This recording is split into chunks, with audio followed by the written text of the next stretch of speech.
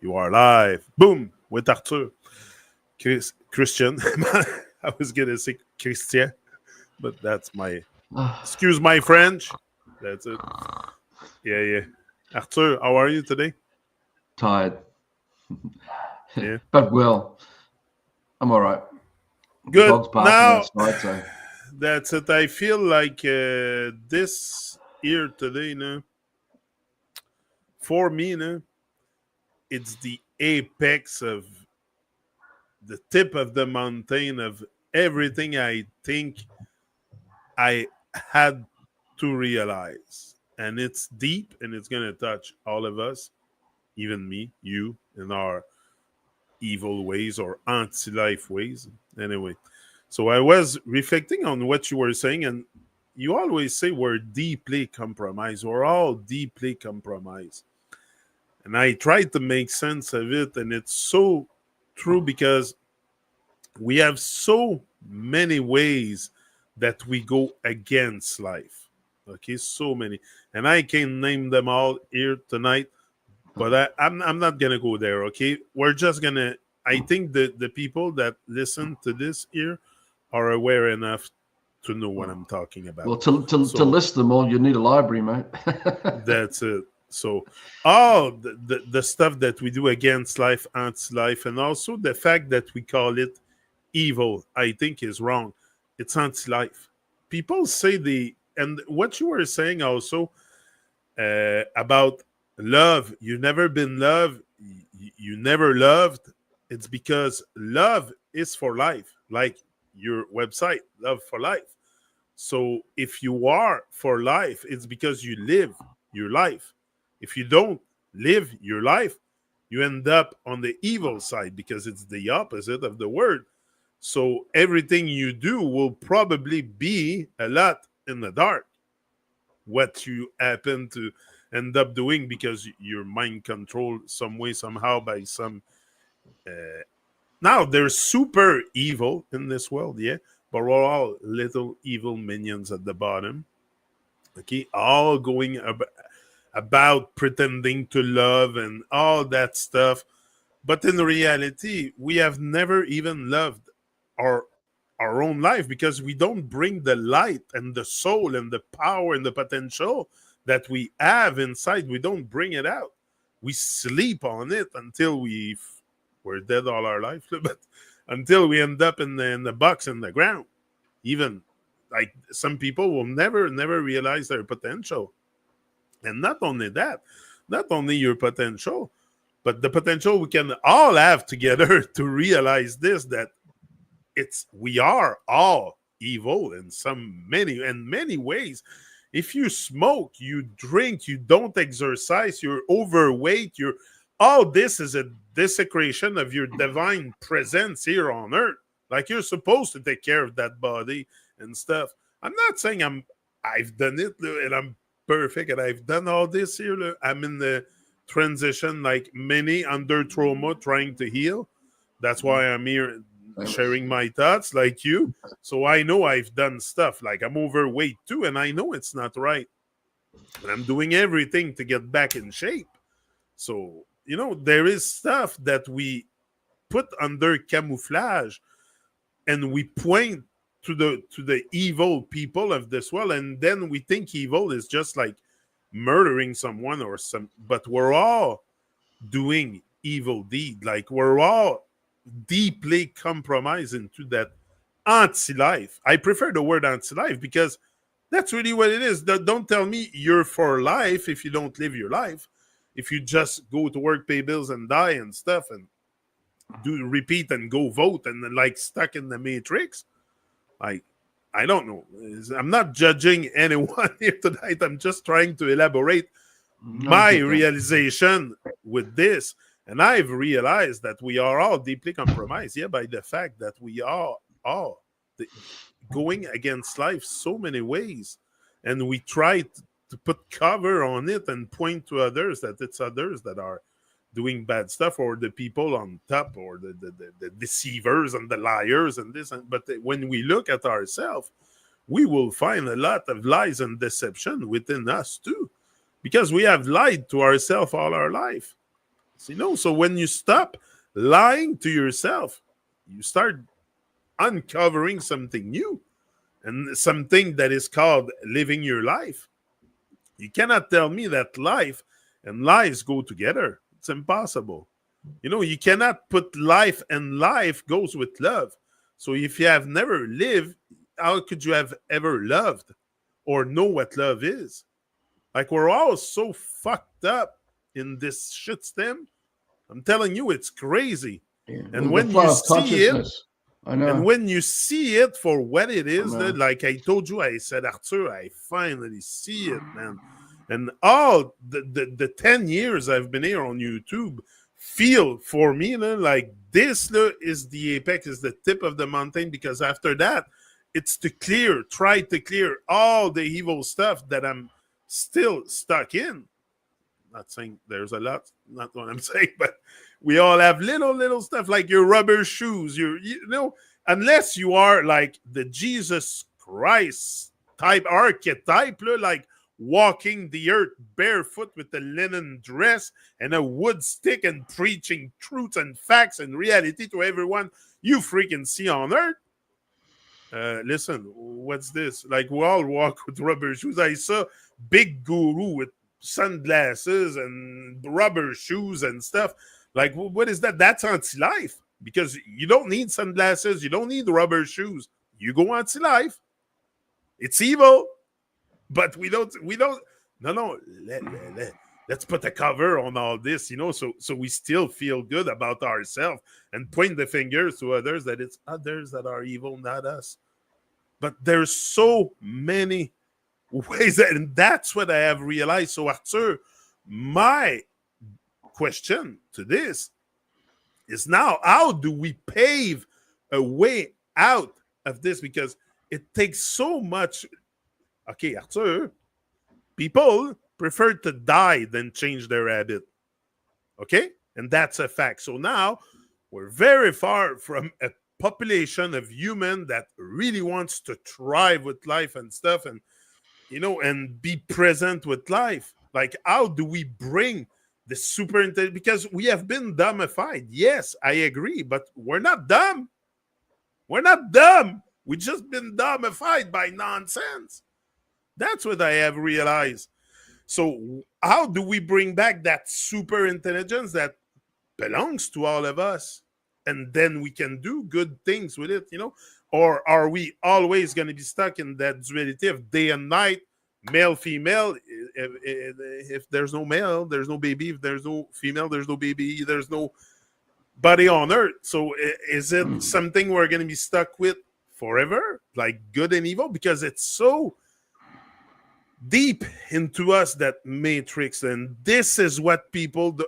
The stuff we're talking about here, I've never seen anyone approach this that way. Okay, we're going really deep, because now I'm telling you to look at yourself. Look at yourself. That's what I've done. I looked at myself. I'm like, oh my God, there's like, so now every time I go on my bike, I take 15-20 minutes. I stop, take off my shoes, ground on the ground, no shoes. I'm trying to do it.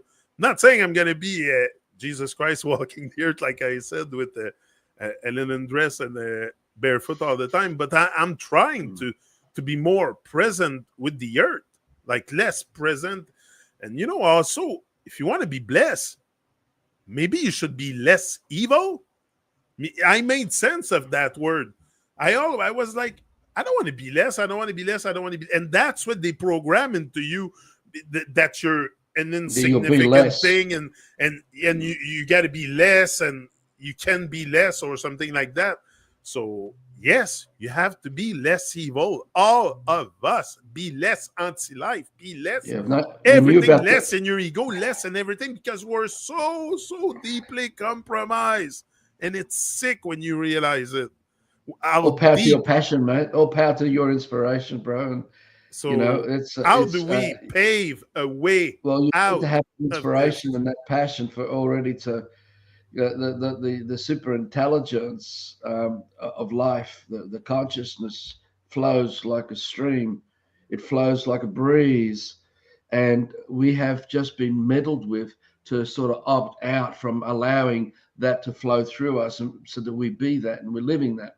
So we've actually gone into anti-life. You call it anti-life, and we've practiced the fiction, which has kept us it's kept us isolated, frozen, dead, and Yeah. and some of us are waking up where we can feel the stream of life. We can feel it, through the trees and the fruits and the forests and the birds and all of nature. But we have this thing called the scripts in our head, all these intellectual things mirroring everything you've just described already in this podcast, yet alone what we have been covering through all this super intelligence series, since we started, a couple of months ago, yet alone all the videos going right back. I mean, I've been chipping away at the coalface for 20 years using scrutiny and contemplation, and just keep seeing as I can keep working it out. So, the pace I've been operating may be a snail pace or a bit faster than snail pace across the 20 years, because I really wanted to work out what happened, how's it work, and then what do we do about getting out of it. So that was just me. That's just my own way of coping with it. And it's been extremely stressful at times, with everything being thrown at us. But look, the remedy, we've covered this, and we'll go over it again because it's so important, the remedy, to get back into the flow, to allow the flow of life to allow us to be that and live that and be inspired as that. It's letting go of all the scripts, letting go of all the alphabet thoughts in our head. Now, how do we do that without getting caught up in feeding it and giving it more energy, which is what we're doing? We get so confused that while we think that we are waking up, we're actually not waking up. We're just playing the game of waking up while we're still dead, because we're still, again, going back to the one pencil, the one pen, the tens of thousands of people that are involved in the factory planet Earth system that we are all complicit in supporting, because we want all the good bits of the dead world to use. And we lose sight of every mother and father and child and family and all that, and what their life conditions are, what's happening to them. When you realize too that, we're talking about the system being scarcity and mediocrity, because it cannot operate it only operates from that, because if everyone had wealth, that, like it's like that CESTQ trust that's been talked about. If everyone access to the CESTQ trust created from the birth certificate when it was signed by the parents, and that we now use as the person that we're performing in commerce in the system, if we had access to that CESTQ trust and everyone got the dividends of the fictional dollars, you'd end up with multi-millions of dollars, but then who's going to work? If everyone's got it, what's there to do? You understand? So what happens? The system collapses.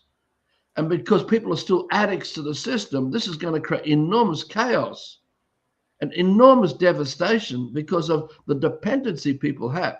So it's like a heroin addict going through cold turkey. We have to really be aware of, what's going to be at stake in letting go, to realize that if you want to be truly free again and be happy, these are natural things that happen from just working with the good heart and its virtues. So to keep it really simple again, I talk about the remedy of kingdom. This is what Fiona and I are doing. We've got ourselves almost 27 acres now as a responsibility. We don't own it. We're just custodians, caretakers of this land because it was gifted.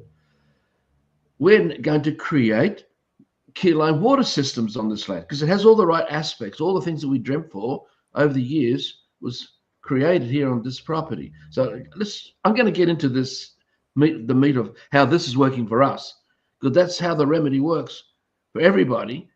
But we're all unique and original, all different. So we have different ways of going about it, but the same outcome can arise to how we get out of this mess, right? So in the dream that we were holding of that kingdom paradise, and that was inspired and contributed not just by the Ringing Cedars books, but it was also by other things that we went through You know what? I'm in the fiction. I'm 60, nearly 66, no, 67, nearly in a few weeks, or whatever that is. And then Fiona is almost 11 years younger than me. Now we've been dreaming all kinds of dreams as we have arrived to this where we are here and now.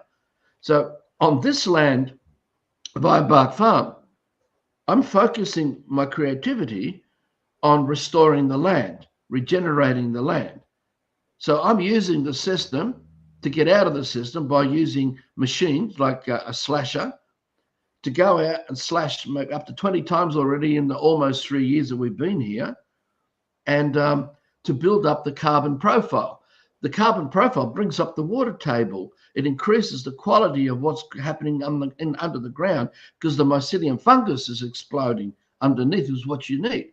Now from that, once you can rebuild all that, and that's contributed by horse poo, because we have 2 horses here. So when I'm using the slasher, it's partially working as a harrowing unit machine. It hits the manure and spreads it. Now, this is all critical, because what's happening here, we are regenerating the land.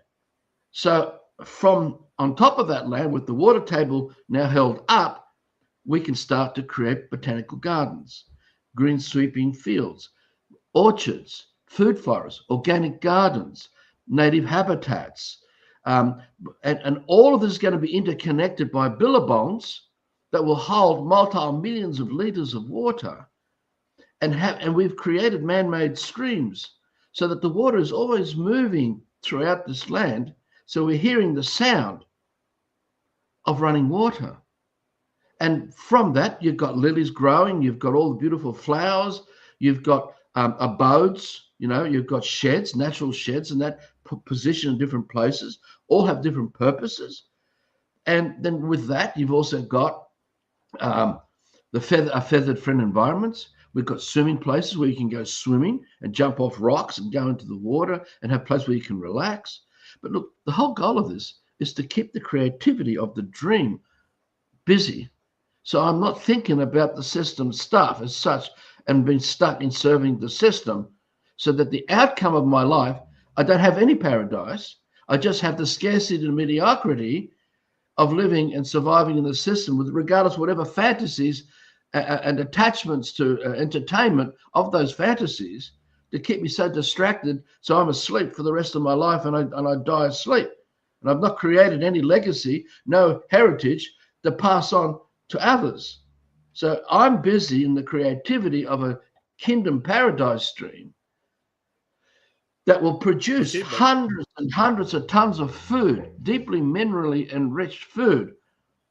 And the excess is given away to the wider community for free. And those who want to come and see that, my God, these people don't have a government. They don't have police. They don't have all these things, because the consciousness that flowing through us is so busy in our creativity that we are so heightened. You comprehend what I'm saying? We are so heightened with moral correctness. Forget all the words now. We would never cross the line to want to harm or abuse anyone. And we'd always create the space and the respect for other people to have their space. And those families who want to come and part of this, they'll become part of it. And we will, it's like I said, you've got to create the light for others to come to participate in it. If there is no light, there's nothing there. All they're going to have still is the system with all its darkness. So we have the responsibility as creative man to create a living paradise, a living exempt with tactile skills that you can feel, touch, taste, see, hear, smell, right? And in the busyness with the dream, the vision of the dream, this is what we aspire to as we grow towards that. We're returning back to where our ancestors were before invasion began long ago. We're living amongst a village where everyone knows each other. And when everyone knows each other intimately, and the village is raising the children, or whether you're a nomadic tribe and the nomadic tribe is raising the children, everyone, and because everyone knows each other, you're not going to have all these intrusions of anti-life coming amongst us and having our children practicing living anti-life methods, which is what we've all done from when we appeared in the womb and growing up in the system, being sent to school and doing all the things we've done. So it is a deeply compromised habit that's kept us imprisoned of our own doing as a slave to the scripts in our head of the system that are not our dreams, that we have to get up, go to work, we've got to get up, we've got to pay bills, we've got to get up and do taxes, you've got to get up and drive around and do all the things we've got to do. And you find yourself, if you're really honest and sincere, you're not enriched with life because we've been too lost in the dead world, too busy in dead things amongst that. So for us, for me, I've created a living dream that has got nothing to do with the system. It doesn't belong there. And even though I'm using the system to get out of the system, the vision of the bigger dream is to make sure that I don't carry on the attachment to the system, right? And so that others who are also working together with us, it's like a bridge we have built from the system across to kingdom, right? K-I-N-D, no G in it, right? It's K-I-N-D. We then burn that bridge. And the generations that come through, the children that come through, who have all been brought up by nature, and we've covered all this in the video as to why, how so important that is, they will take it further. Now, I don't know how far this man can take it as this life in this dream that we're doing here, but it's a living dream. Live in. We are living a dream. We're not thinking about our freedom. We're not talking about our consciousness in that way. We're no longer caught up in all the scripts. We're busy living.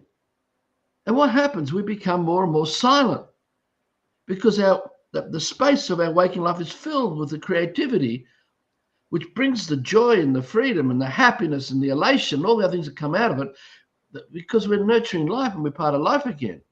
It's a natural occurrence that happens if we give ourselves the opportunity for that to happen with the discipline. This is again, Ulysses on the Mars, having the discipline not to be entertained by the sirens on the island or the voices.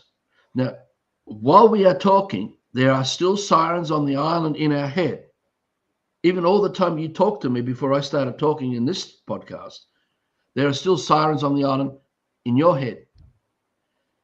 In spite of your good heart and your good intentions, the only thing that gets rid of it is the creativity of your life, where you're nurturing life.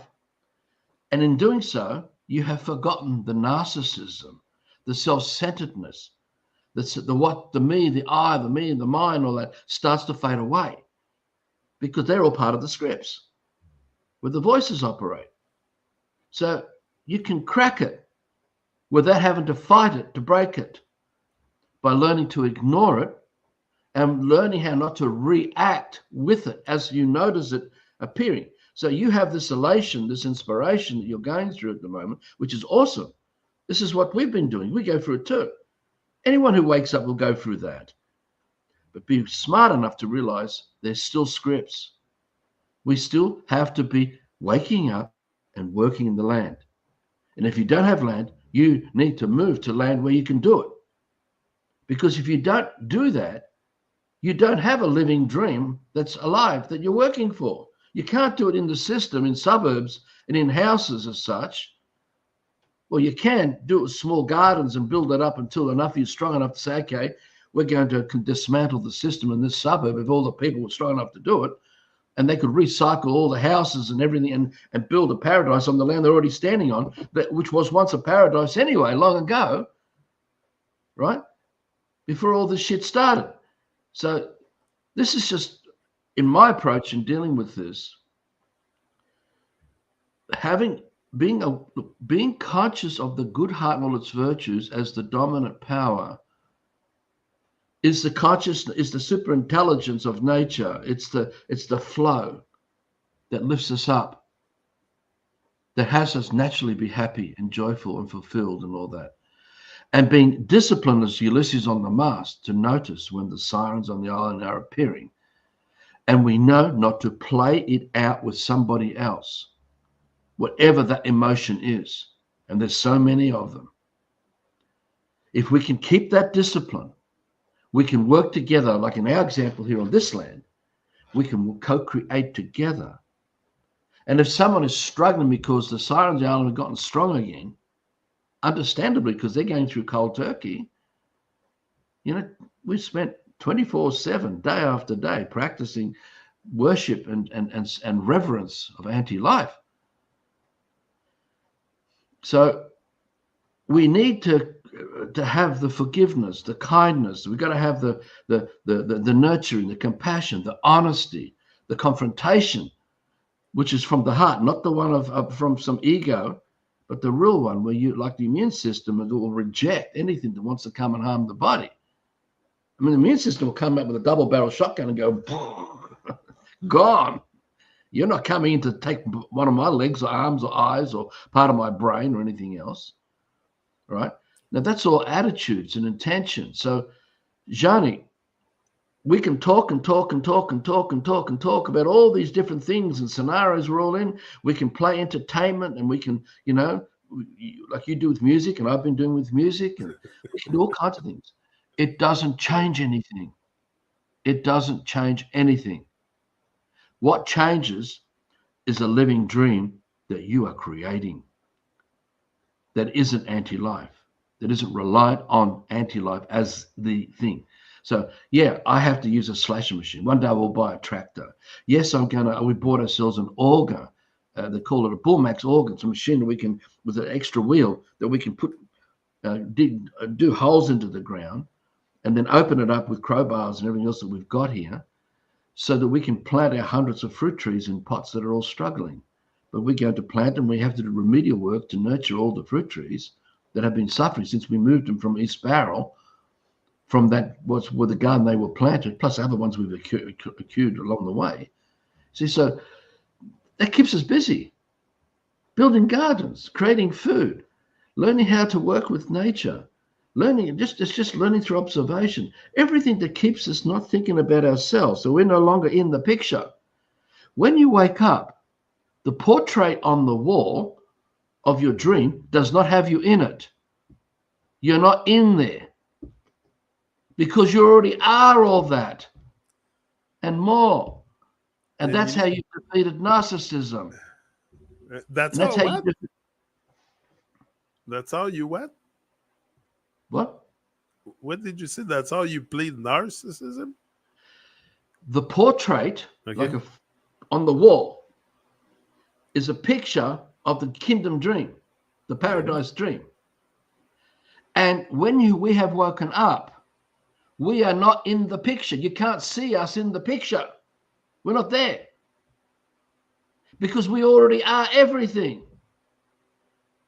Because there's no more narcissism. There's no more self-centeredness. There's no more obsession. There's no more what's in it for me. My money, my land, my this, my that, on it goes. There are scripts and the sirens in the island. When you wake up, you are not in the picture of the dream that you hold and live for. I call it kingdom. You can call it Eden. You can call it a garden, whatever you want to call it. But it is a living dream that we are nurturing and caring for. And the flow of all that, it's just flowing. And we're learning to reconnect and flow with it again. And that means our thinking changes. Our feelings change. Our senses are becoming more heightened. We stop listening to the scripts in the head. Because if you listen to the scripts in your head, you are now in the portrait, in the foreground, or in the background. But you're there in the picture. Now that's idol worship. That's putting a guru up and worshipping a statue. You're dead. You're gone. So is it the same as saying that, because I always say that what happened to me with the music, whatever, the TruMon show, you, everyone, it's beyond my wildest dream. Like I couldn't even have dreamt of this. Like it's far beyond my wildest dream. Well, it comes to the same. But you comprehend this is the journey I don't like the word journey, but this is the process of what you're going through and letting go and letting go, letting go, which is what's happened to Fiona and I too. We've let go of, there's so many things we let go of because unless we are living and being the living dream, unless we're doing it, there's nothing there. We can talk and talk and talk and talk about everything, but unless it's a living example and it's alive and it lives, and you can breathe it, and you can smell it, and you can hear it, you can see it, you can touch it, you can taste it, and it's alive. Look, going back to Okay, the hold on. Christian. As a remedy, why don't we all start dancing on a big mushroom? Maybe we would like psychedelics mushroom or something. See, that's a Like script. start That's a giving script. mushroom to See, everybody, or see, find see, a that is a solution to script. snap them out. See, Snap see, them that out is a of there. script. That is a script. The idea of where do you go in nature and see animals harvesting marijuana, drying it up, Oh, birds do. turning them. No, let me finish. Turning them into bongs, Oh making no, bongs, making joints, and sitting around smoking it. no. I can go into nature and I can see nature eating it and brushing past it and smelling it, but I don't see nature eating it as such. I mean, sorry, smoking it. It's the same with magic mushrooms. They are scripts put in our head by others. They're not an inspiration, an aspiration that comes through the senses, where the body is telling us, take a bit of that. This is not a voice in our head from a sirens on the island telling us to take the mushroom. This is nature as our body. Because remember, we're not inside the portrait. We're no longer self-centered. We are now the whole dream of life, which is what makes us godlike, truly godlike. We are undefined. And when we're like that, an inspiration may come, if that is what was needed for the body, for the vessel to continue on and it's letting go and it's opening up, it may say through senses, take a bit of that. But you can't tell people to do that. You're forming scripts and you're actually destroying people in doing it. Okay. People are getting harmed more by it because usually what happens, Johnny, the mushrooms is no different to a bottle of Coca-Cola or bottled lemonade or a Big Mac, because all that time they're in the system as slaves, all the while they're thinking they're expanding their consciousness. And they're not practicing the skill sets that gets them out of the system. Now, I'm generally speaking. Okay, I get it. I'm generally speaking here, but because I have met various brothers along the way who have to return to the land. I'm one of them because I took it when I was 15, 16, and 17. That's very good what you're saying there. Yeah. But what happened to me, whatever it was, it helped me because I was at the crossroads where I used to go down on the beach where I used to body surf and sit on the rocks because of all the hell of my childhood up to that point when I was, 16, 17. I had suicidal thoughts in my head. I had the sirens working away in my head. I had, the offer of loneliness and unhappiness and misery and anger and everything you could think of was all there. I did the best I could with what I knew to deal with that and get through that and not go into the dark places. I still carried with me all the mess. But I can't prescribe what I did as something for someone else to do. Okay. I have been telling my daughters, you do not need to visit drugs for you to open up and be who you are because you're already exposed to all of that now by nature itself. If you all the things we've been talking about, right? So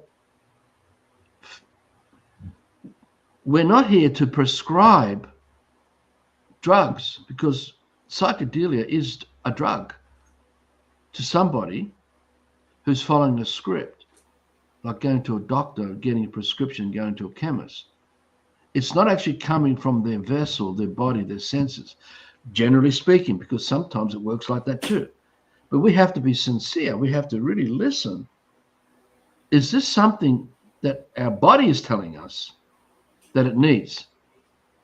Or is it the ego, from the egregore? The egregore is the collective unconscious of all the sirens on the island all together coming at us through whatever forms of seduction that they can continue persuading us to be under its influence.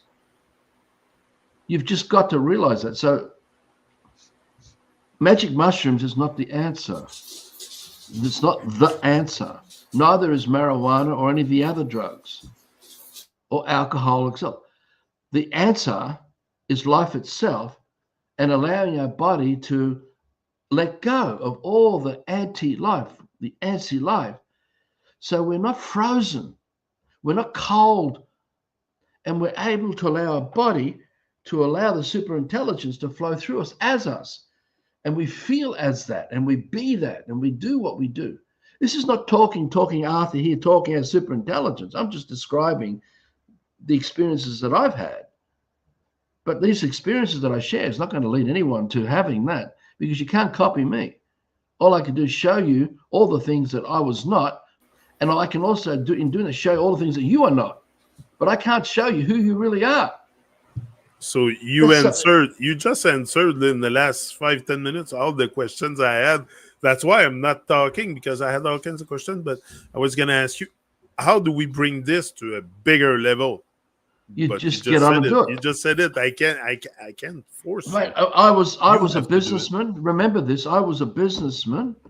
I was bringing in roughly $4,000 a week income as an average up until 2005. Now that's like $10,000 a week now, maybe, whatever it is. That's a lot of money, and I was, and I had 3 daughters, a 4th on the way. The shit happened with Macquarie Bank and all the other things with the tax department, all these things that happened, all these frauds, all these corruption things that happened. I just flicked a switch. I truly flicked a switch. And I just dropped the name. Now, I was exposed to things up, for years prior, but I just dropped the name. I stopped performing the person. I was no longer representing the person, the fiction Arthur Cristian, in the realms of commerce. I just stopped it. What you're saying, as long as we represent ourselves, the fiction, the name and stuff, we're still on the evil side. Exactly. And not only that, but as we go along, as we go along, more and more scripts are coming in for the person to perform anti-life. Yeah, the bills, Hollywood, soap operas, television, radio, sport, fashion. The whole system is just continuing feeding anti-life. So the name is essential for the script to keep. No, I know what I'm saying. What I did. I'm not saying that others have to do that. I don't wish for other people to go down the road that I've gone, because I was driven by the passion to learn what the system is. I wanted to know what the system is. I wanted to know how it really works and who are these people, everything. And that's what drove me. And then I also wanted to know what the remedy was. All this was all happening at the same time. Now I unplugged. Now I had my wife with no business experience. She has no business experience. She's not a businesswoman. With 3 kids, she was pregnant with the 4th on the way, and she had to go to Centrelink and get parenting payments for the family to survive, because I stopped becoming an income earner because I wanted to focus on this. Now, how bizarre is that under these circumstances when you're so compromised in the system? But Fiona, and wherever she was at and where I was at, it happened that way. And the inspirations and everything that I was doing was unfolding as I went along. Now, because I was practicing not being in anti-life anymore, I had to, well, I was learning to undo as I went along. And that's reflected, you see in all the videos and all the articles and insights and all the things that were through the Love for Life website that we were doing for all those years when we launched the website in December 2006. But the point is, it's not to put me in the portrait here to talk about Arthur here. I did what I had to do to get to where I am here and now, because the follow-through of my intention, the follow-through of the passion for truth, the follow-through of the passion to seek remedy and be and start doing something about it is where I've now arrived at here as this land, as this life. There's no luck to any of this. It was dreamt this way, and it was always done with full disclosure, always with constant full disclosure through the articles and the videos and the chats and the phone calls and the emails. Back in those days, it was Central Railway Station. And I got burnt out. I'm still recovering from all that, but that's what I did forgive I and the portrait me in the picture now. It's just what this man had to do. And Fiona did what she did. Literally, she probably was dragged along in some way because of my drive and passion and strength in that way and push.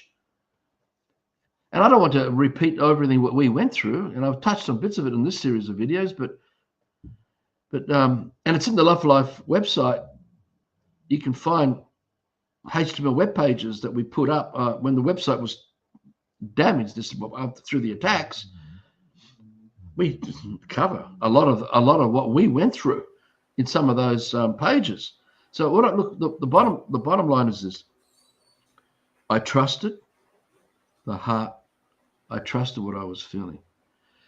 I'm going to explain a couple more things here because it shaped me to be what I am today and how my attitude works. When I was surfing as a young teenager, one particular day, I got trapped in a rip. And I usually go into the rip. We all go into the rip to let the rip take us out. Cut across, and then we go across to where you want to catch your waves and then come back into the rip, and the rip takes you out. But this particular time, it was like a 6-foot swell coming in on a low tide, and it became like a washing machine where the rip was pulling across the sandbar, and the 6-foot swells, one after the other, were coming down. So I was going like this, and I couldn't get out. And this went on for God knows what, and I reached a point where I thought I was going to die, and I had to let go. And I wasn't that far from the beach itself, from where the sand was. I was like 30 meters, 40 meters out in a small bay. It's called Tamarama Beach, where this was happening. And I don't know what happened, but I suddenly found my body like 20, 30 meters away, still inside the Tamarama Bay. And I was awake and conscious. And I go, hang on, I was just in that over there. Now, I'm not joking. This happened. How the body was taken out of that and shifted to there, I know now. We're not alone. We really do have.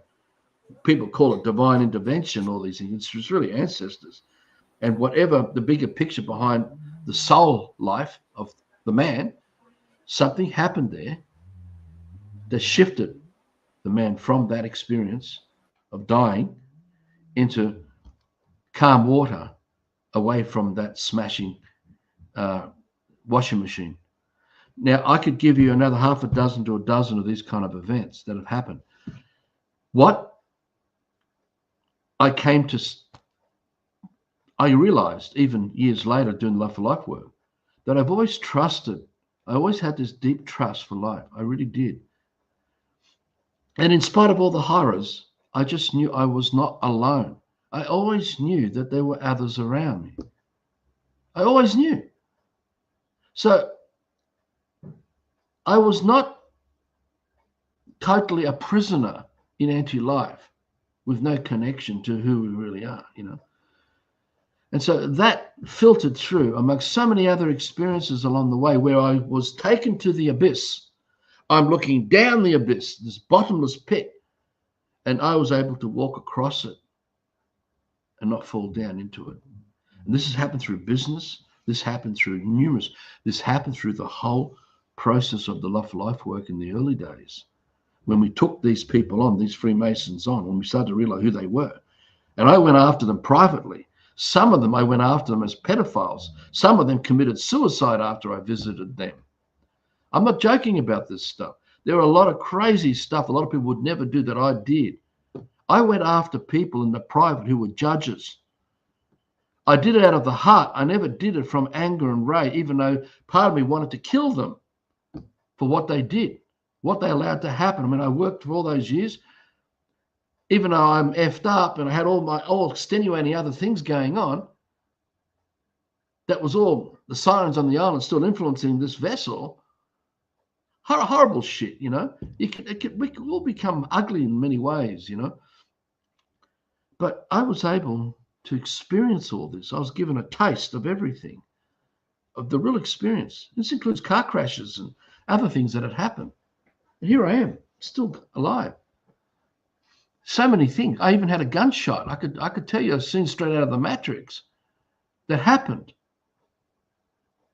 where I watched the bullet. I'm muted. Hold on. So I'm not going to go into all this, but this is covered in our older videos. We talked about these things. So the rib, just a minute. So the main remedy, just to focus on this for the time we have left, is really returning to nature for all of us, like being in nature, playing with dirt, you know, Yeah, because garden stuff, and if we let children being brought up like that again, and we're not putting scripts in their head, yeah. they are the super intelligence of life. They already are that. It's already built in. It's already expanding. We don't have to doubt them. We don't have to be worried about communication and being successful. All these things, because these are all the things that are resonating behind why we do what we do to each other in the anti-life system. And If we give up, and that's what would this happened. bring back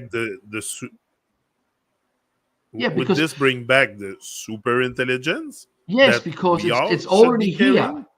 It's not a destination that we arrive at. It's already here, present to us all the time. We have never left it. And in fact, the super intelligence is what's given us the life that we breathe and eat still, even though it's distorted and compromised and life has been removed out of it. And we're eating less and less of life and breathing less and less of life and smelling less and less because we've got so much fiction with plastic and steel and telecommunications and on it goes.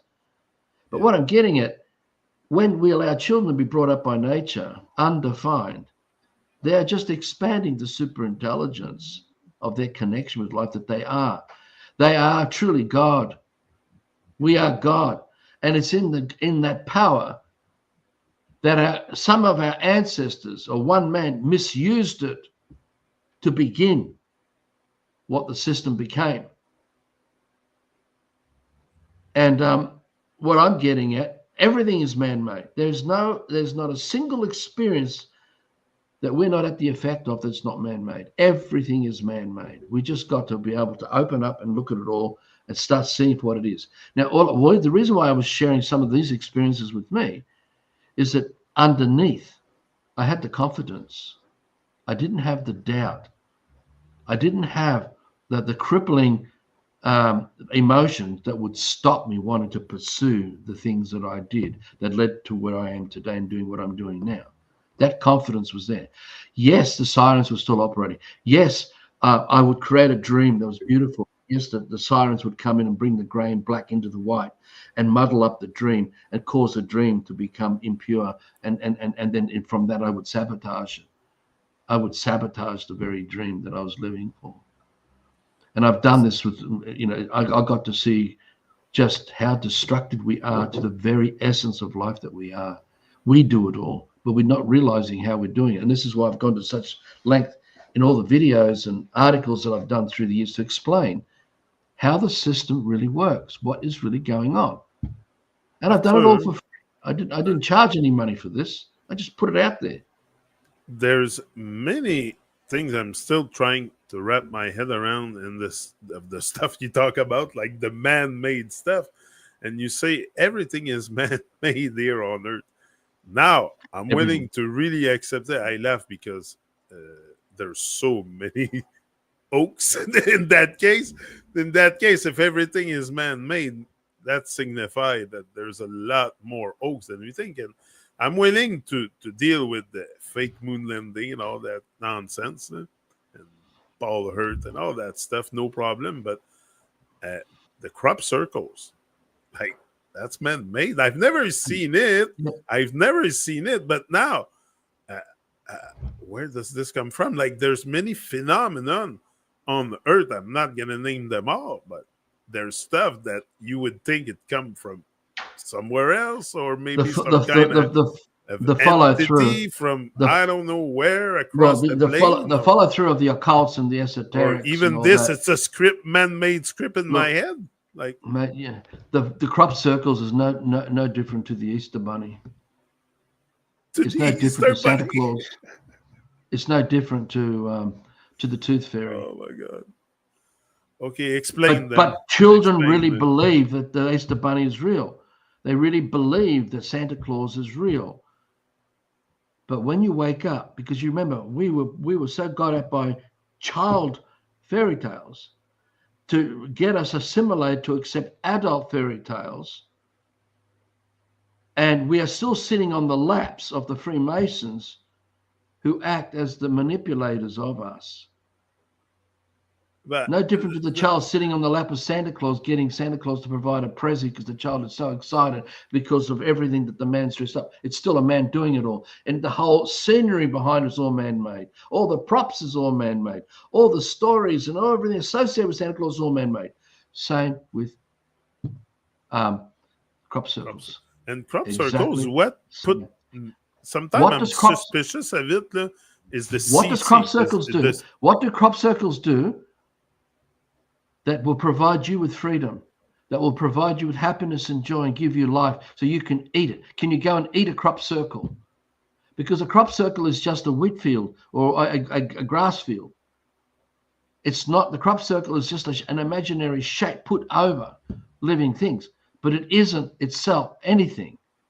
You can't go and visit a phantom that we've manufactured as an apparition. And we can use laser technologies. Now, you've got to remember this. The technologies that we are being exposed to today, where we thought they were invented, often go back 100 years, even more. And in fact, go back when they were used previously. I mean, we've already seen plenty of evidence now of video podcasts and facsimiles and all that amongst what they call Tartaria now in cities, where they found all these images and photos and all this sort of stuff. This was all going on. It's closed circuit television, all this stuff. But because people are still asleep, they don't think that that influence could be still happening now. And we think magically we've just invented television back in the 1940s, whatever, 1930s. But it's the same. Look, some of the things that woke me up about all this was pretty powerful. The Battle of Waterloo with Napoleon and the Duke of Wellington, whatever his name was.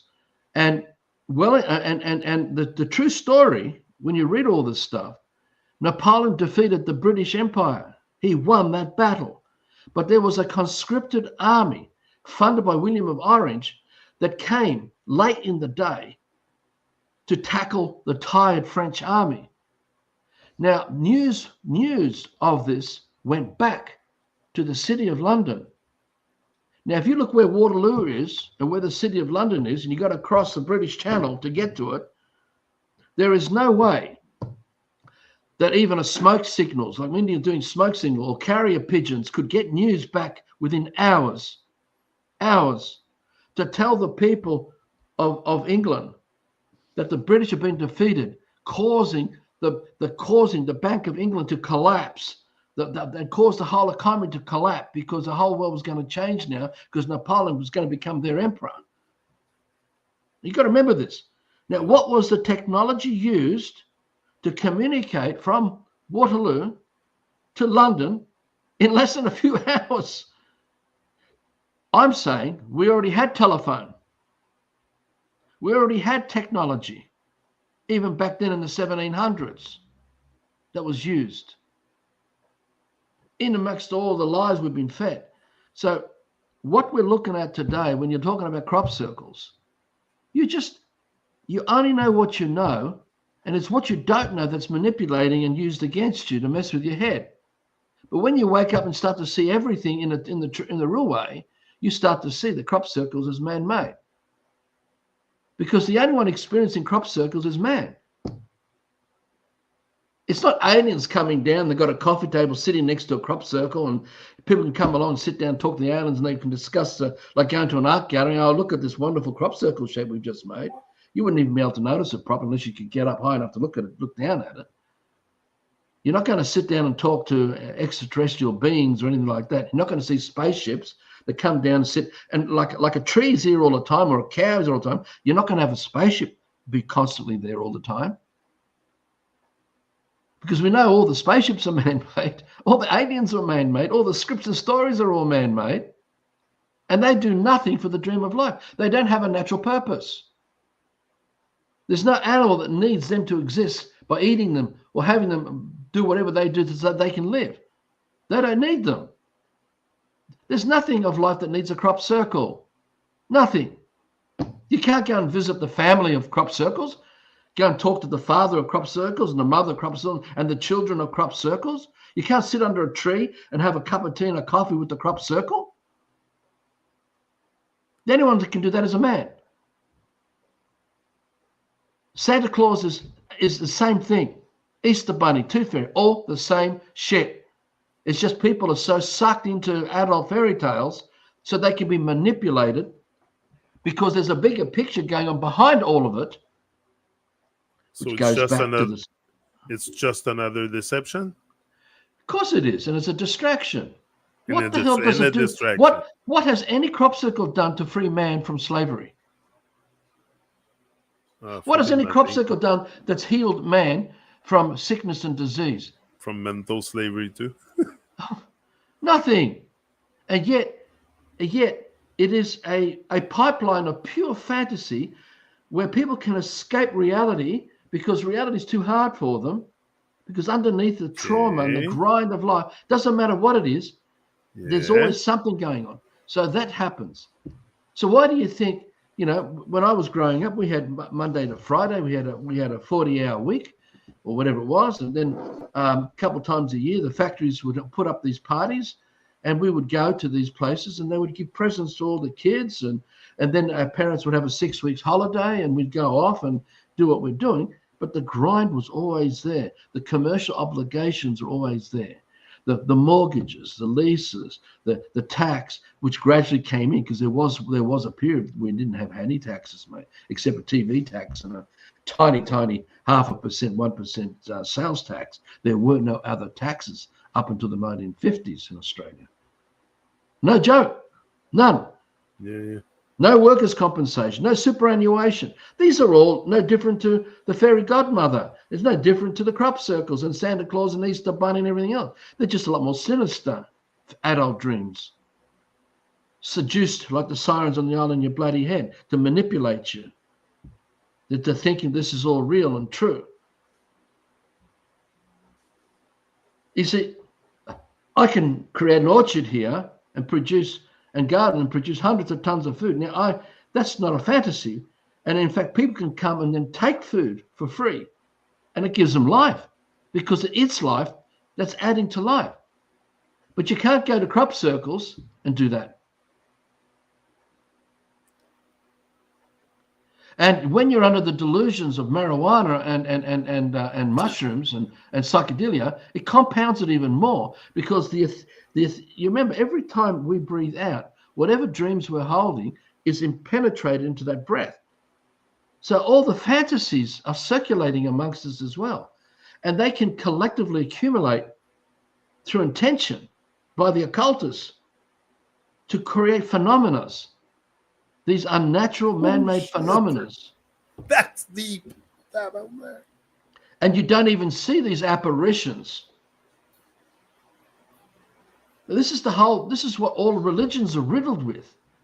People running around believing that God is a he, and that God exists, but they don't realize the scale of the apparitions that they've been seduced into.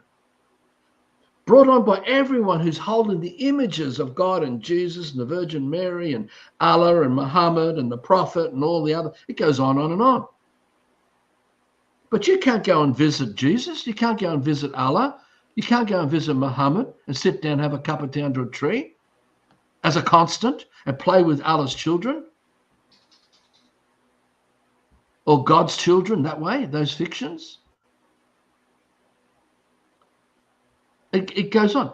And even war and chaos and corona and all these things is no different to, guess what? The crop circles. It's exactly the same.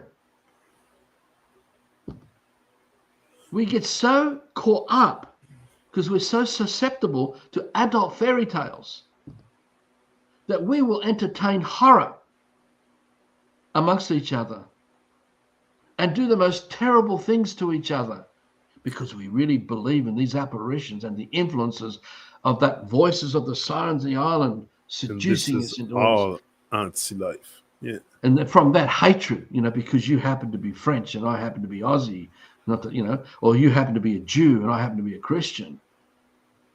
But you can't go and visit Jew. You can't go and visit Christian. You can only visit a man acting as Jew or acting as Christian. And the scripts and whatever seduction has taken them over and whatever they've done to change the environment they're living in, where the props of Christianity or the props of Judaism or Mohammedanism is around you, and you've got them on your walls, and you've got all these false idols and all these things happening. It's no different to taxation and banking. It's the same shit. You can't go and talk to money. You can't go and talk to commerce. You can't go talking to the stock market. You can't go talking to Macquarie Bank. You can't talk to the Supreme Court or the High Court. You can't talk to the Roman Catholic Church.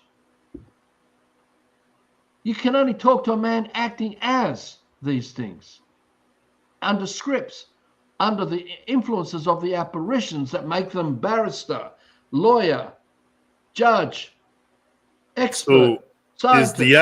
Is the idea of talking to God too ludicrous, or it's Yes. like Why would you talk to yourself? Because that's what you're doing. You are that. You are What? that. We are that. But we are so forgotten. It's in the forgotten state of this anti-life seduction. Bear with me. Oh, it's in this anti-life seduction through the generation as we gradually fell under the influences of these apparitions, where we're accepting more and more adult fairy tales to become the norms of our everyday lives, right? That's how we've ended up here to where we are today. And all the emotions, you can't go and visit anger or fear. You can't go and visit greed or selfishness. You can't go and visit complacency, apathy, denial, misery, etc. You can only go and visit a man acting as these feelings, these distortions. But you can go and visit a flower that inspires you with its beauty and feel through the senses the love and the joy and the magnificence that puts us in awe of life itself that we are. But you can't do that with a destructive emotion, but they're all fiction. It's all fiction. So it's just that we have been so used to being sitting on the laps of others as kids, as an analogy, where they're opening up the book of the fairy tales and they're reading us the stories as we're looking at the pictures, and we're practicing creating the apparitions as we breathe out these images of Alice in Wonderland and Cinderella and Snow White and the Seven Dwarfs and on it goes, Star Trek and Superman. I mean, I'll use the story of Superman. I mean, no one can go and visit Superman. We can only visit a child caught up in the scripts of Superman, who's wearing the costumes of Superman, running around with a house that's been changed into becoming the fantasy props of Metropolis. But all it is just household furniture turned into a fantasy dream world. It's no different to crop circles, Yannick. Exactly the same. I mean, how can a kid acting as Superman in a script suddenly freezes because it's come across kryptonite? What's that and the difference between that and Corona?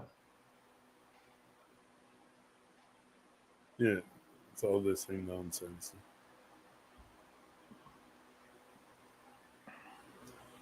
Anyway, they don't want the occultists don't want the truth of all this to come out. They do whatever they can. They do everything they can to discredit a man like this man or Fiona. They'll do everything to silence whatever avenues we have to access to help people wake up.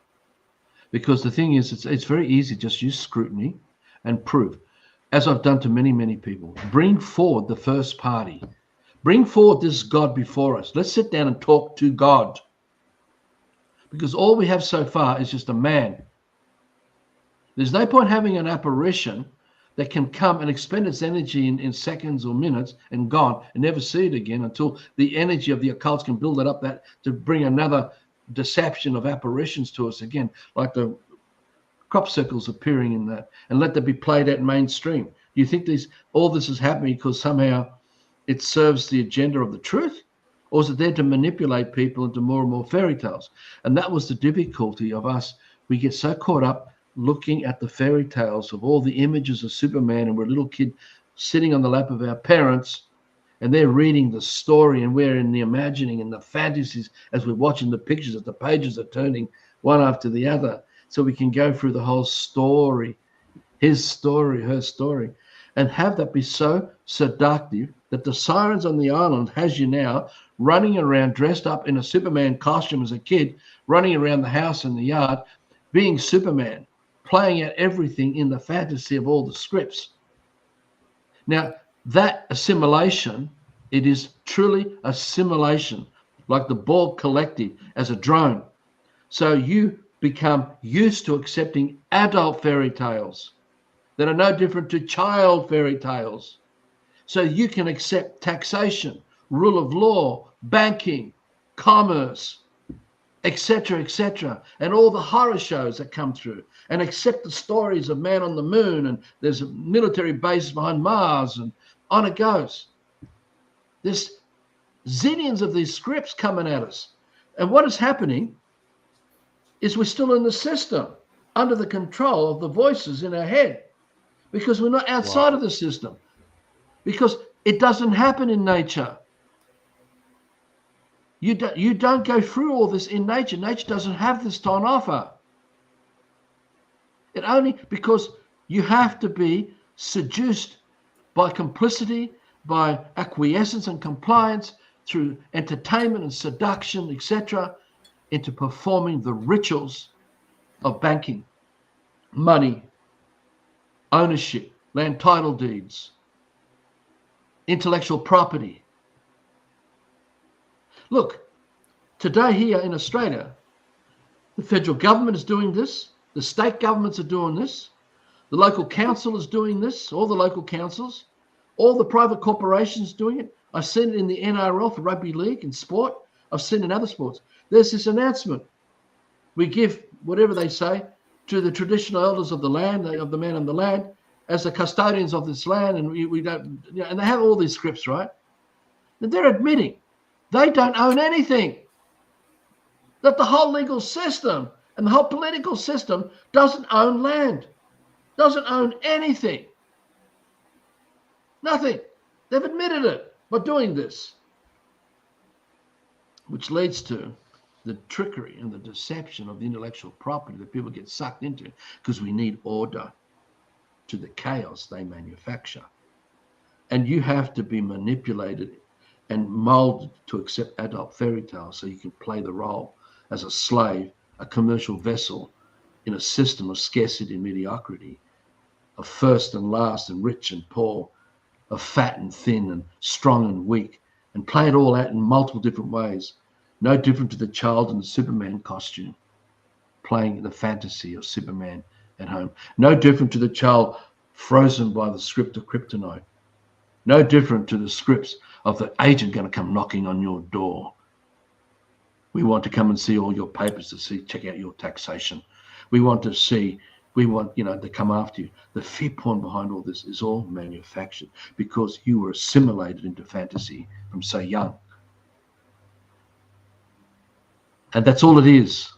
Okay. That's all it ever been. My last question to you to wrap this up would be, there's always going to be day and night. Now, are we always going to be stuck in that good and evil, or it's man-made concept to even think about good over evil or evil itself, or because it goes against day and night doesn't really exist. Johnny, day and night does not exist. Yeah, that's made up scripts as well. Okay.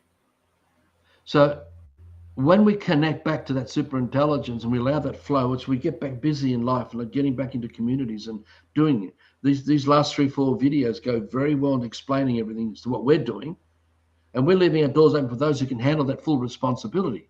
Remember, we have to love what we say that we love, where the system shows that we don't love what we say that we love, because that full responsibility of that love has been compromised. And what's been compromised, or what's been allowed in, is all the fantasies of all the emotions and all this what's in it for me. right? So that the portrait, when someone comes along to want to join something like us, they bring themselves in the foreground of the portrait and they'll be in the background. In fact, the whole portrait is just them. There is no real kingdom dream there because they're still too caught up with narcissism.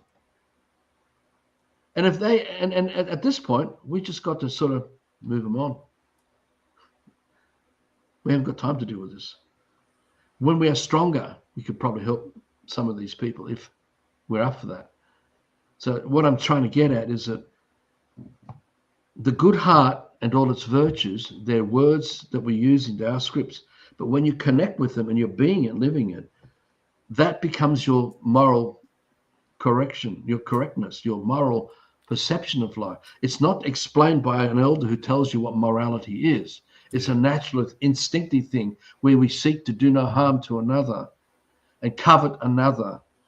We don't go coveting another man's partner or another woman's partner.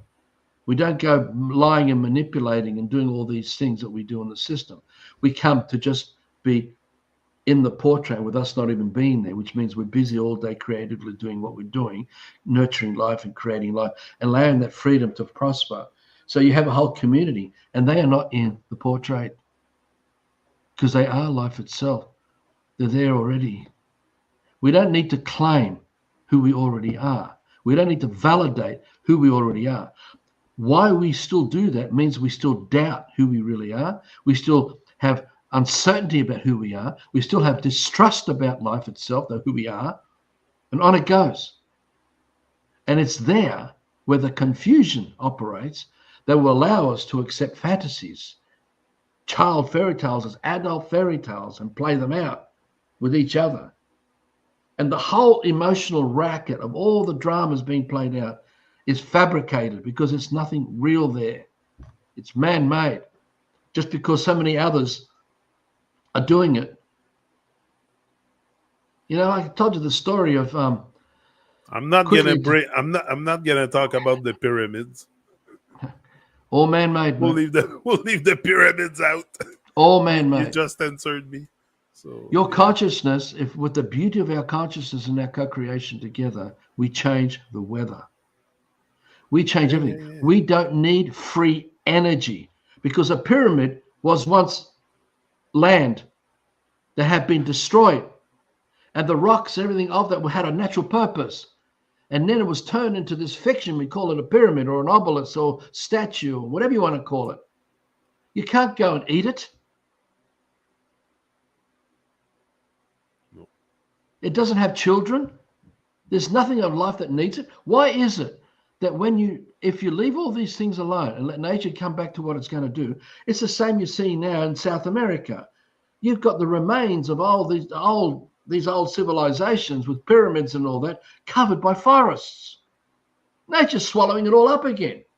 And give it time, all the buildings will be transformed back to nature. Yeah. It's showing you it has no purpose. No natural purpose. So look, this series of videos is to describe Ulysses on the mast and why we need to have that discipline so we can look at all the destructive emotions of all the fantasies that we've become, so sickened with. And are we strong enough to be able to work with the good heart again so we ignore the influences, the suggestions of those feelings, because we should never make decisions from them about anything. We should never be under those influences and making decisions from them. That's the problem. We make decisions from them. We should be only making decisions from the inspirations of the good heart, because that means we are in that portrait, but we're not in the foreground or the background. Yeah. We're thinking bigger picture, and we're doing everything for the bigger picture of the dream of life that we are. And we don't seek validation. We don't need to seek to be given self-importance or be raised and go, wow, put them on some statue, some false idol. I don't want to be set up. Or on the TruMon show. Oh, exactly. Same. All we're doing is giving. We shouldn't even be here. Well, eventually we will stop all this because we'll be very busy creating life, which is more powerful. And those who aspire to that will come and they get inspired. And they may decide, well, I don't want to play any more child adult fairy tales anymore. I don't want to play the game government. I don't want to play the game the rule of law. I don't want to play the game of harm, of doing harm. I don't want to play the game of chaos and have the game then have to play to require order, because we can't take full responsibility for our actions. And that we need other people, mostly strangers, coming into our lives to execute order to the chaos that was manufactured and implemented by the Freemasons in the first instance, where we are all complicit because we're all involved as players in the game. Oh, yeah. So we reach that point where it's no longer, we're not heading on a journey to anything. It's just letting go of all this and be present. Living life. Yeah, and that means doing. Because if we love life, we're doing it. We're busy with our hands, with our feet, co-creating, restoring paradise where it was. In our case, we're restoring paradise where there wasn't any here. It was here a long time ago. But we took down all the big trees and it disturbed the whole tree system, you know. Took down the big cedars and all the big pines, exposed the eucalypts and all the gum trees. And we started messing with them. And so now we have thousands of saplings all coming through everywhere. That never used to happen. Yeah. Because all the traditional people have memories of walking through the forests everywhere where there was no clutter. They had incredible beauty and magnificence. Yeah. We didn't have bushfires like this.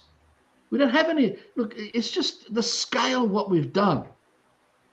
And that's people, look, bit by bit, we're waking up to what we did, what our ancestors did, that's led us to the effects we're having today. Our ancestors that started the lie of the crop circles is affecting us today. But we don't see the connection yet. We don't see that connection. We don't realize how all that technology, how from the 1700s, 1800s, 1900s, still going on.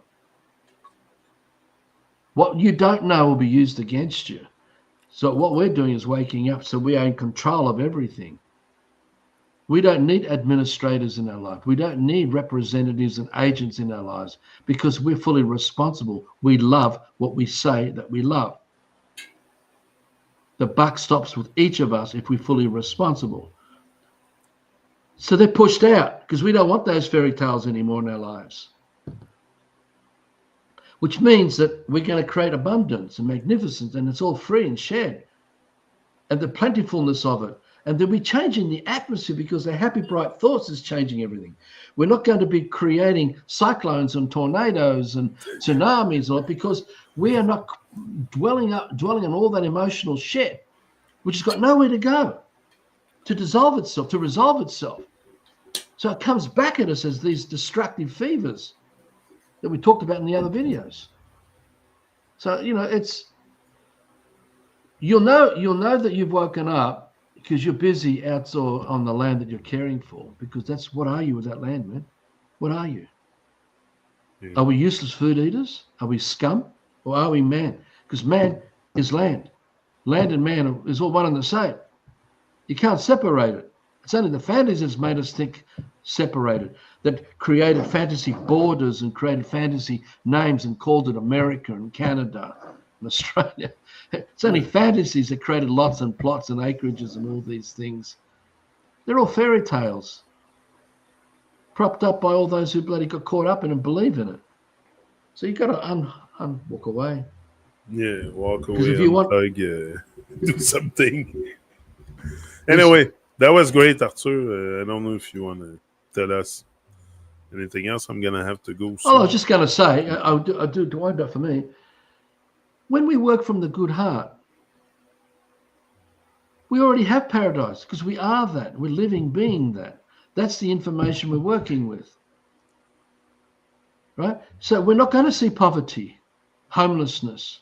We're not going to see despair and misery. We're not going to see anger and rage. We're not going to see crimes of any sort.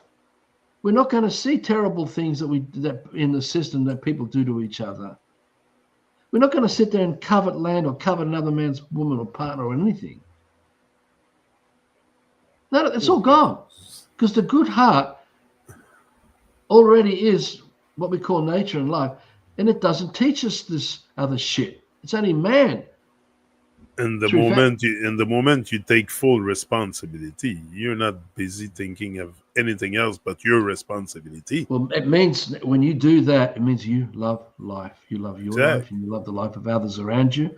Boom. And then, and the point is, this is what, if these people, these authorities and all that want to come into your life, say, what are you doing here? Are you working on this land? Do you own this land? They can never prove that they own it.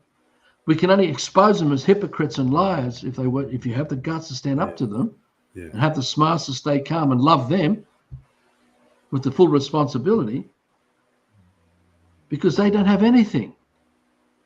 Yeah, because They don't have nobody can anything. own anything. Like it's all on these. Nothing. You can't even own your last breath. Try and own Yeah, it. You die if you didn't let it that's go. it. You can't own anything. Like just the Second, ideas you comes can't in. own your last drink or meal. If you don't let it go, you're going to die too. You don't own anything. Wow. So there's Anyway, that's great eternal talk. life. The good heart is eternal life. Are you willing to take that full responsibility to live like that, where we become selfless, where we are selfless, and we do everything for the greater good, which means that we create everything for those to come, and then they grow into it, and they create everything for those to come, and generation after generation, they pass on the inheritance and the legacy of that life, and that's what we see. We call nature, because the So, true godliness of man is behind all of it. so are we in a dark age? Yeah, because we've forgotten who we are. Okay. So we're in a fallen state. Yeah, because we're lost in Okay. fantasy. I was thinking about that too Confused. before. I'm like, are we at the fallen state or? Well, just stop and listen to what's in your head. Are these dreams that you created that are unique to you? Or are they borrowed dreams that you're playing out? Can you actually find a dream that you've actually created that's unique to you? Probably You know that not. very few people will be able to, because they're just completely spoon-fed. But that doesn't mean they can't break it. But you've got to go back to nature and co-create with nature to connect with the aspirations of the good heart and all its virtues that lifts us up. So we behave differently. And in that, we create those natural dreams of the good heart. And it's there where the I think soul is. honestly, if you ask me what would be my dream today, would be to have a food forest of fruit trees Well, get on everywhere with it. and Start be on collecting the pots. land and Start collecting pots. Start yeah, putting plants in the pots, making bigger pot. Start focusing on attracting the land. Start doing whatever you've got to do to focus on making that that's land happen, what and then move all the pots there and start planting. yeah. And start, but you got to take time. Like we had to take time here to work out. We got to work out, where the breezes are, what happens during what we call the seasons. Looking where all the shadows go, where the Yeah, shadows come and go, what the wildlife is doing, where the wet areas, where the dry yeah, areas, where you got to get to know the land, and then exactly, you can begin to do things with the land exactly. to enhance it and improve it. And look, we're going to make mistakes, mate, but I'd rather be making mistakes, being happy in true freedom, doing it from the heart, and keep learning, than be stuck in a system where I'm going to make mistakes, but I never grow to have a soul. So we shouldn't feel bad about ourselves if we like. I do realize lately how deep evil or anti-life we are at times. Should we feel bad with ourselves, Well, like or for starters, our self is a fiction, okay, okay, and feeling bad about yourself is a role playing of a fantasy. okay. When you've woken up, So there is none of that's happening. okay, so it shouldn't even be in my thoughts. But When you wake up, you're no longer in the foreground, the background, the portrait of the dream of your life that you're I, holding. You're busy being it and living it and doing it. I'm trying to have compassion and kindness for myself in the process of realizing all this. Like Well, I have you're same going like to I be would undoing. have for someone else, Johnny, compassion you'll and be just kindness. learning how to undo the attachments to all the fantasies that you're still plagued with. Yeah. You have to slow everything down and listen to what you're thinking, because it will tell you what you're feeling. And if you're feeling emotions, because remember, emotions are fantasy, illusion, and delusion. anger, and all the others. They're not natural. And when we refer to self to become happier, you're going to be trapped on the island with the sirens.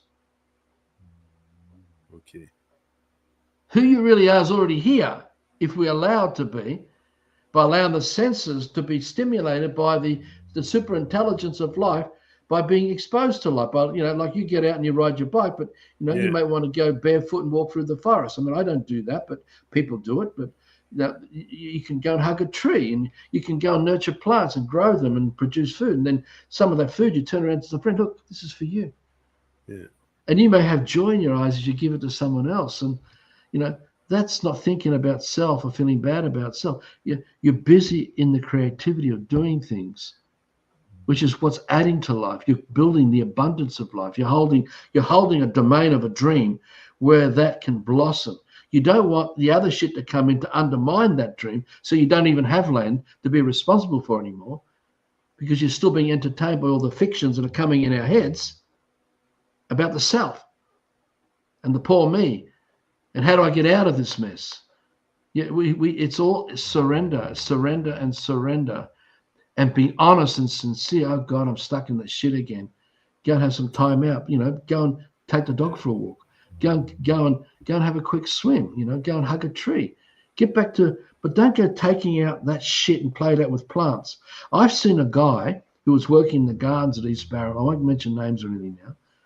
Tendering to seedlings and all that, and I saw all that whole patch gradually die because of where that man was at, his energy.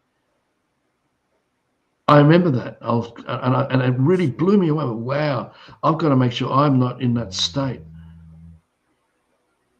Intentionally, our gardens here have been held back for various reasons, but one of the most important ones is what I'm just talking about here. To make sure that purity and sincerity is there, where this emotional stuff is not playing out with each other, because that is then transferred to disfigure life itself. Because it's the shit that happens between us that causes us to deforest the forest, that causes us to do immense damage to life, that causes us to create enormous problems. When we are in the good heart, the decisions we make from that will never play out that shit. So all that energy goes into the seedlings and the plants that you're working with and you're growing your food.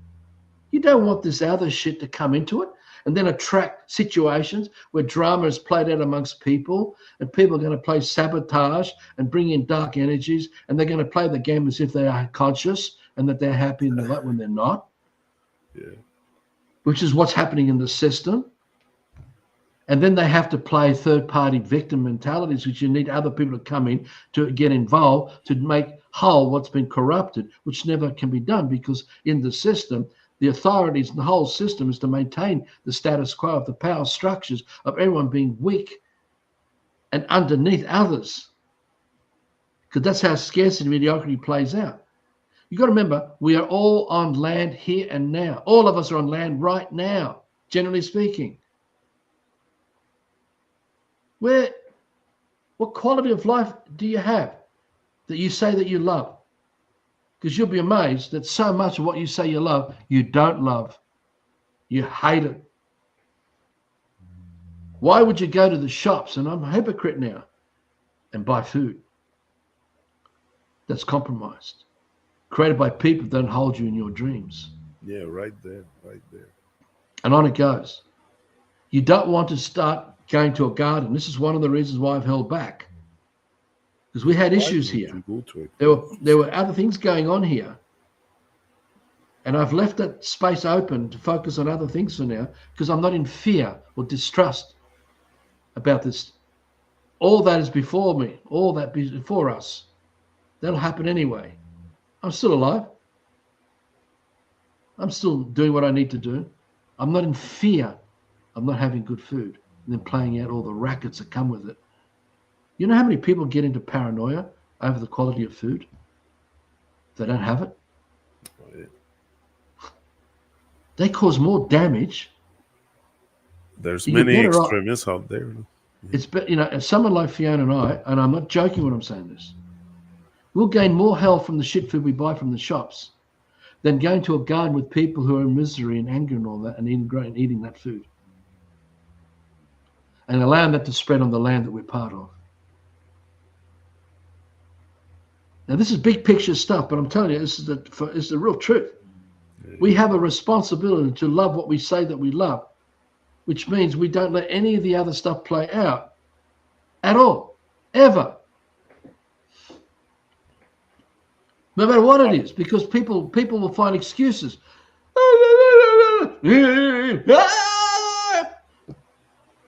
Because they are in the portrait, in the foreground and the background, they're victims with victim mentalities. They don't want to take the full responsibility to stop all the chaos.